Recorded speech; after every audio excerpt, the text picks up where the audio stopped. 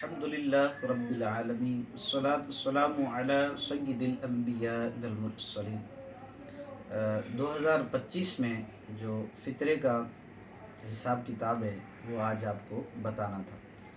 گندم کے اعتبار سے 240 روپے ہے، جو کے اعتبار سے 700 روپے ہے، اور کھجور کے اعتبار سے 2400 روپے ہے، اجوا کھجور کے اعتبار سے 19,000 روپے، اور کشمش کے حساب سے 6,000 روپے۔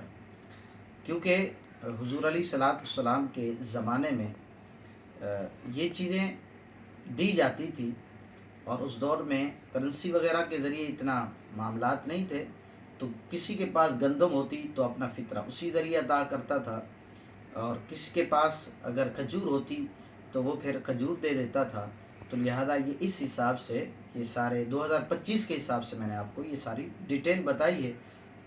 اللہ تعالیٰ سے دعا ہے کہ مجھے اور آپ کو عمل کی توفیق عطا فرمائے، صدقہ فطر ادا کرنے کی توفیق عطا فرمائے۔